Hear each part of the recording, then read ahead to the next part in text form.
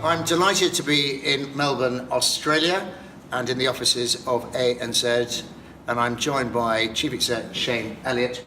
Shayne, welcome, and thank you very much for agreeing to participate in our Business of Trust interview programme. I'm going to ask you, I think you're aware, a few questions, if I may, about the placemat and the civic principles. Mm-hmm. And my first question is, looking at the 5 civic principles, which of those 5 would you pick out? Which resonates most significantly with you, and for what particular reason? Well, they all have their place, obviously, and I think actually what I like, rather than picking one, what I like about the 5, it's a little bit like our own values. We have 5 values at the bank, is the fact that they actually work together. That, doing well in just one of them in itself is completely insufficient.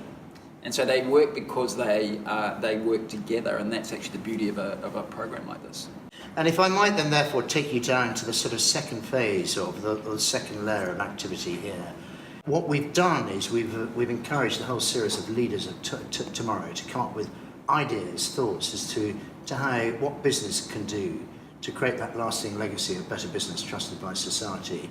If you had to pick one of these particular items, which one would it be, and for what reasons? Well, I think it's really about empowering our frontline staff. At the end of the day, and as a bank, our customers and the community experience the bank through our people in the front line, and whether that's in a branch or on a call centre or relationship managers, etc. And so it's really giving them permission, the tools, to be able to really live up to the values and the expectations that people have of us. Good. And can I ask, how do you go, as chief exec of a big bank such as ANZ, how do you do that?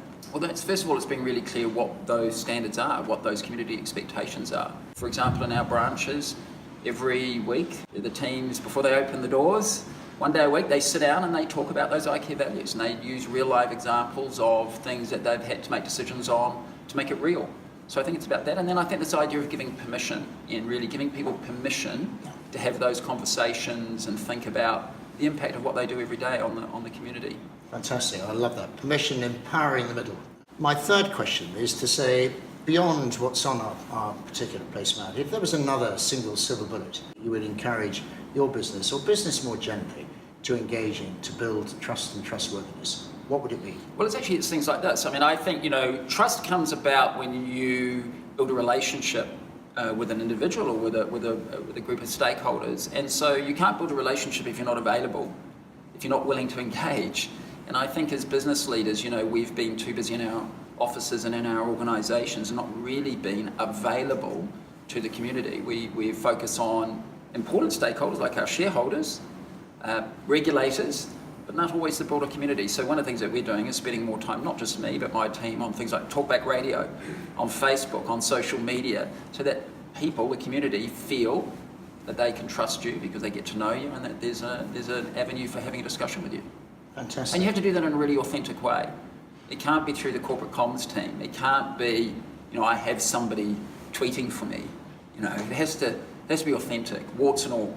And I think it's all, that authenticity comes through to people. And can I say, the warts and all, can I cover an example of a wart? Is that a mea culpa? We got this wrong? We Absolutely. Didn't do this right? Absolutely. So being publicly willing to say, hey, we made a mistake, exactly right, we've made a mistake, but also to show that you're human. That's what I mean by the warts and all. So it's not just about some corporate speak, it's the language we use, it's that people get to know you as an individual. Fantastic. My final question is in relation to our place card and our civic principles. Can they help restore trustworthiness? Yes or no? Yes. Thank you. Shayne, it's been a delight to have you. Thank you very much indeed. Thank you.